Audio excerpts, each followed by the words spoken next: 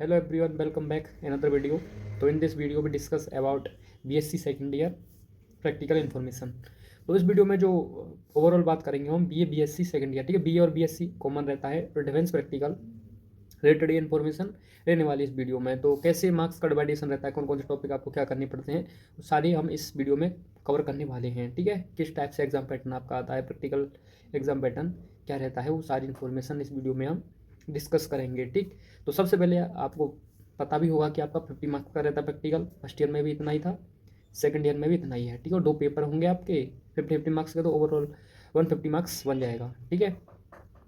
अब देखो यहाँ पर क्या रहेगा आपका, सेम उसी टाइप से जैसे फर्स्ट ईयर में रहा होगा आपका, यहाँ पर भी आपको टॉपिक रहेंगे आपके, ठीक है, प्रैक्टिकल में। जिसमें देखो सबसे पहले आपको जो करना पड़ेगा, ठीक। तो मैं मार्क्स डिवाइडेड करता चलूँगा, आप काउंट करते रहना कि कितने मार्क्स ओवरऑल बन चुका है। तो सबसे पहले तो देखो, जो भी आप प्रैक्टिकल फाइल बनाओगे 5 नंबर उसका रहेगा, ठीक। तो 5 नंबर आपका प्रैक्टिकल क्या हो गया, ओके। अब देखो 5 नंबर जो भी आपने रिकॉर्ड किया है मान लो प्रैक्टिकल फाइल में, वो रहेगा। अब प्रैक्टिकल फाइल में क्या क्या रिकॉर्ड करना पड़ता है वो मैं आपको सिंपली बता देता हूँ, ठीक है। तो सबसे पहले देखो, इसमें आपके 2 फेज होते हैं, ठीक है। मान लो इस अब आप प्रैक्टिकल का नाम दे सकते हो, यानी पानीपत का प्रथम फेज होता है जिसको हिंदी में बोलते हैं प्रथम चरण, उसका प्रैक्टिकल 1 बोल सकते हो, ठीक।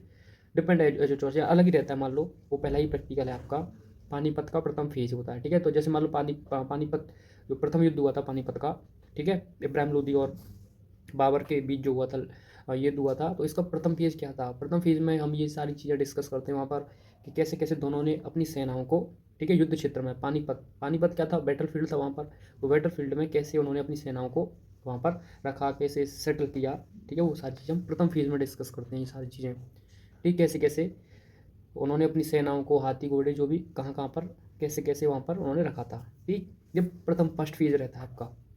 फिर आप सेकंड फेज पढ़ते हो पानीपत का, ठीक। तो सेकंड फेज में क्या होता है कि मान लो दोनों की सेनाएं आमने सामने खड़ी हो गई, और उसके बाद क्या क्या हुआ था वो हम सेकंड फेज में डिस्कस करते हैं। कैसे बाबर ने अपनी जो तोहफे लगाई थी उनका कैसे यूज किया था, कैसे क्या हुआ था, कैसे मारा गया था इब्राहिम लोदी, तो इब्राहिम लोदी मारा जाता उसमें, तो कैसे वो मारा गया था, ये हम सेकंड फेज में डिस्कस करते हैं। तो पानीपत वाला जो युद्ध रहता है आपका, ये बैटल रहता है, तो ये 2 फेज में होता है। तो 2 आप यहाँ समझ सकते हो कि दो आपके यहाँ पर हो जाएंगे प्रैक्टिकल, ठीक है। फिर आपका आता है, अब देखो इसी में ये आप लिखोगे, इसमें प्रैक्टिकल फाइल में रिकॉर्ड में आप रिकॉर्ड करोगे, ठीक।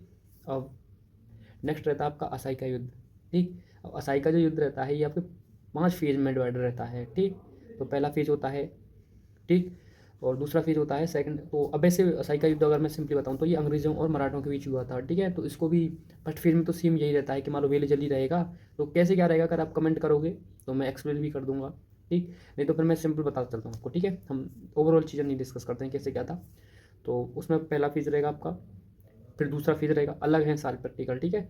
तो पहला फेज होता है जैसे पानीपत का लिखा था ना ऐसे ही, तो आप पहला फेज लिखते हो उसका, फिर सेकंड फेज लिखते हो, फिर थर्ड फेज लिखते हो, फोर्थ फेज लिखोगे, फिर 5वां फेज उसमें लिखा जाएगा। तो पानीपत उसमें अगर बात करूँ मैं, इसमें असाई में, ठीक है। तो असाई में, सॉरी, असाई में 5 फेज नहीं होते, 3 फेज होते हैं, 3, ठीक है। और पानीपत में 2, यानी ओवरऑल 5 फेज होते हैं, ये है सिंपल कहना, ठीक है। तो इसमें करेक्ट करना आप, असाई में 3 फेज होते हैं, ठीक है। तीनों फेज में ओवरऑल असाई का युद्ध हो जाता है कंप्लीट, ठीक।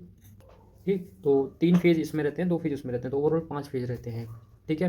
तो एग्जाम में जो प्रैक्टिकल एग्जाम रहेगा फाइनल, उसमें क्या करना होगा आपको, कोई फेज 5 में से कोई एक फेज लिखने को मिलता है, तो आपको वो लिखना पड़ेगा, ठीक है। और डायग्राम भी इसका बनाना पड़ता है। अब डायग्राम को जैसे मान लो एक डायग्राम बना देना, जैसे जैसे आपको ये इस पर इस वहाँ पर जो प्रैक्टिकल फाइल कॉपी मिलेगी ना, उसमें आपको डायग्राम बनाना पड़ेगा, ठीक। तो ये डायग्राम प्लस लिखना पड़ता है। तो मान लो 10 नंबर आपका ये रहता है, ठीक है। पाँचों में से कोई मिल सकता है आपको, पानीपत का जो सेकंड फेज मिल जाए, तो ये नहीं कि सेकंड फेज मिल गया तो फर्स्ट भी लिखना पड़ेगा, नहीं, सेकंड फेज तो सेकंड फेज ही, थर्ड फेज मिला है अगर असाई का थर्ड फेज लिखेंगे, सेकंड मिला है जो भी आपको मिलता है वो। तो 10 नंबर का ये रहता है, ठीक। और क्या रिकॉर्ड करना पड़ता है इसमें, और आपका इसमें लिखना पड़ता है हमको फाइल में आपका 2, ठीक है, 2 इसमें हमको संग्राम पढ़ने पड़ते हैं। एक तो ट्रफलगर का संग्राम है, ठीक। तो ट्रफलगर जो हम पढ़ते हैं, ट्रफलगर में जो आपका ये संग्राम हुआ था, ये अंग्रेज़ों और एक साइड में अंग्रेज़ थे, ठीक है। वैसे बेसिकली ये जो है आपका समुद्र पर, ठीक है, लड़ा गया था, जहाज़ों के द्वारा ये लड़ा गया संग्राम था ये आपका, जिसमें एक साइड में तो ब्रिटेन की रहता है, ठीक है, जहाजी बेड़ा रहता है, और दूसरी साइड में रहता है फ्रांस और स्पेन, ठीक है। तो इनके बीच में हुआ था ये संग्राम ट्रफलगर का, जिसको हम पढ़ते हैं, ठीक। ये आपको यहाँ पर लिखना पड़ता है, और इसका इसका भी एक डायग्राम होता है, वो हमको बनाना पड़ता है, ठीक। फिर और जो आपका नेक्स्ट रहता है वो रहता है भारत चीन युद्ध हुआ था, तो उसमें एक थागला रिज, ठीक है, थागला क्षेत्र में कैसे चीन ने भारत को, ठीक है, भारत पर युद्ध हुआ था, या भारत के सैनिकों ने कैसे उनको जवाब दिया था, ये हम उसमें पढ़ते हैं। तो दो संग्राम हम यहाँ पर पढ़ते हैं, थागला रिज वाला संग्राम पढ़ा जाता है और एक ट्रैफलगर, ठीक है। तो दो यहाँ पर हम इसका एक क्लासिफिकेशन यहाँ पर हम करते हैं, वो सब लिखते हैं, उसका फिर डायग्राम भी है वो हम लिखते हैं। तो जब आप फाइल में रिकॉर्ड करोगे आपको पता चल जाएगा जब आप रिकॉर्ड करोगे, ठीक। तो अब देखो ध्यान से, 5 फेज थे, उसमें से एक लिखना था 10 मार्क्स का, ठीक है। जो दो मैंने अभी आपको बोला है, ये ट्रैफलगर वाला हो गया और ये थागला रिज वाला हो गया, ठीक है। तो ये जो रहते हैं, अगर बेसिकली बात करूँ तो यहाँ से जो क्वेश्चन बनेगा, ध्यान से सुनना, यहाँ से जो क्वेश्चन बनेगा वो जो आप लिखोगे रिकॉर्ड में वो नहीं करना पड़ता, जो डायग्राम आप बनाओगे, ठीक है, तो चार्ट बनाना पड़ता है। जैसे पेज रहता है ना आपका, जो बड़ा पेज रहता है, तो उस पर आपको डायग्राम बनाना पड़ेगा, इन दोनों में से कोई एक 10 नंबर का चार्ट। कलर भी बनना पड़ेगा वहाँ पर, ठीक है। कलर ये नहीं कि कलर नहीं वैसे ही बना दिया, कलर नहीं किया, कलर भी करना पड़ता है, ठीक। तो दो में से एक पक्का, ठीक है। 5 पेज में से एक लिखना पड़ेगा, यहाँ पर ये दो हैं जिसमें से आपको उसका डायग्राम बनाना पड़ता है चार्ट पेपर पर, जो बड़ा चार्ट पेपर आता है ना वो आपको मिलेगा एग्जाम में, और कलर फिल करना पड़ता है, ठीक। तो 10 नंबर यहाँ से बन जाता है, तो 20 नंबर हो गए। फिर और देखो इसमें से क्वेश्चन बनता है, तो इसमें से 5 क्वेश्चन बनते हैं ऑब्जेक्टिव क्वेश्चन, आप जब एग्जाम दोगे तो आपको वहाँ पर देखेंगे, ठीक है। तो ट्रैफलगर और थागला रिज से मिला के, ठीक है, वैसे 10 क्वेश्चन रहते हैं, 5 नंबर के रहते हैं 10 क्वेश्चन, यानी 1/2 मार्क्स का रहता है, हाफ मार्क्स का एक क्वेश्चन रहता है, ठीक। तो 10 क्वेश्चन 5 नंबर के रहते हैं इन दोनों टॉपिक से मिला करके, ठीक है। 5 क्वेश्चन, 5 ट्रैफलगर, 5 थागला रिज से, ठीक। तो 5 नंबर यहाँ से हो गए, तो ये 25 हो गया। और एक मैंने आपको प्रैक्टिकल रिकॉर्ड का बताए थे 5 नंबर, 5 हो गए तो 30 नंबर हो गए आपके ये, ठीक है, चार्ट का। और रिकॉर्ड जो आपको, या 5 जो आपको मैंने ये बताए थे, जो फेज बताए थे, उसमें से 10 चार्ट पेपर के 20, 5 रिकॉर्ड, 5 एक क्वेश्चन ऑब्जेक्टिव इसमें से बनेंगे। और इसके जो ऑब्जेक्टिव क्वेश्चन बनते हैं उसका मैं एक फ़ोटो डाल दूंगा ग्रुप में, आप वहाँ से देख लेना, ठीक है। क्वेश्चन का आंसर भी लिखा हुआ है, तो वहाँ से आप उनको देख लेना, आपको मिल जाएंगे क्वेश्चन। तो 30 नंबर हो गए, अब बचा 20 में से 10 वाइवा के रहते हैं।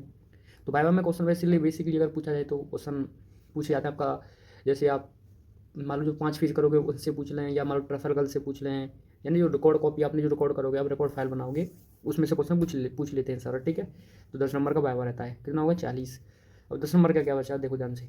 तो जब आपने 5 फेज जो मैंने आपको बताया ना, उन 5 फेज में जो आप डायग्राम बनाओगे, जैसे पानीपत का प्रथम फेज का डायग्राम बनाओगे, तो जो डायग्राम बना होता है उसका हमको सेंड मॉडल बनाना होता है लैब में। तो लैब में सेंड मॉडल बनता है किसका, जो फेज है आपके 5 फेज। तो 5 फेज में जो पानीपत का प्रथम फेज का डायग्राम तो आप बनाओगे कॉपी पर, लेकिन वो सेंड मॉडल मतलब जो लैब में जाओगे तो उसी को वहाँ पर बनाना है आपको, ठीक है। वहाँ पर आपको सभी के जो भी चिन्ह होते हैं वो आपको दिए जाते हैं, वहाँ पर आप लैब में आपको रहते हैं हाथी घोड़ा, किस तरीके से वहाँ पर सेट करना है वो वहाँ पर रहेगा सब। तो जो 5 फीस रहते हैं उनका हमको सैंड मॉडल बनाना होता है, यानी मिट्टी में बनाते हैं उनको, ठीक है। तो मान लो एग्जैक्टली क्या पोजीशन थी वो हम वहाँ पर दिखाते हैं, सैंड मतलब एक मैदान जैसा हो गया, मैदान में कैसे कैसे पोजीशन रहा होगा उनका, वो हम वहाँ पर दिखाते हैं। और कॉपी में तो हम बेसिकली वैसे ही मान लो ओवरऑल एक डायग्राम बनाते हैं, ठीक है। तो यही सिंपली रहता है आपका 10 मार्क्स का, ये हो जाता है सैंड मॉडल, तो बन जाते हैं ओवरऑल 50 मार्क्स। तो आई होप आपको कोई अब डाउट नहीं होगा कैसे क्या है, क्योंकि सिंपली मैंने सब कुछ आपको एक्सप्लेन कर ही दिया है लास्ट टाइम। और बता देता हूँ लास्ट में, सबसे पहले आपको जो 5 फेज हैं उनमें से किसी एक को लिखना पड़ता है, ठीक है, डायग्राम उसका बनाना पड़ेगा। फिर सेंड मॉडल पढ़ते हैं हम, जो 5 फेज है उनका सेंड में, मिट्टी जो लैब में जाते हैं वहाँ पर फेज बनाया जाता है आपका कोई भी एक, ठीक है। तो सेंड मॉडल आपको मिलता है, कोई भी एक करने को मिलेगा आपको, ठीक। दूसरा, और देखो ये मत समझना कि मान लो आपको जैसे लिखने के लिए मान लो असाई का तृतीय फेज मिल गया, तीसरा फेज आपको लिखने के लिए मिल गया, ये नहीं कि सेंड मॉडल भी तीसरा फेज, नहीं, ऐसा भी हो सकता है मान लो पानीपत का प्रथम फेज आपको सेंड मॉडल मिला हो, तो अलग क्वेश्चन हो सकता है, डिफरेंट सेम भी हो सकता है, ठीक। और थर्ड, ट्रैफलगर थागला रेस का चार्ट बनाना पड़ता है, ठीक है, कलरफुल 3। और फिर 10 का वाइवा, 5 रिकॉर्ड प्रैक्टिकल रिकॉर्ड, 5 का ऑब्जेक्टिव क्वेश्चन ट्रैफलगर थागला रेस से रहते हैं, ठीक। तो ओवरऑल 50 मार्क्स का ये बनता है, ठीक। और कोई डाउट हो तो आप नीचे कमेंट कर देना, अगर मान लो कोई भी प्रैक्टिकल को एक्सप्लेन करना हो तो मैं एक्सप्लेन करके बता दूंगा, आप नीचे कमेंट कर देना, ठीक। नहीं तो फिर आप अपने से पढ़ सकते हो, बस एक बार अगर लिखोगे ना प्रैक्टिकल फाइल में तो याद हो जाता है, सब कुछ तैयार रहता है, ठीक है। बहुत ईजी है सेकंड ईयर का ये प्रैक्टिकल। तो थैंक यू, मिलते हैं आपसे नेक्स्ट वीडियो में नेक्स्ट टॉपिक के साथ।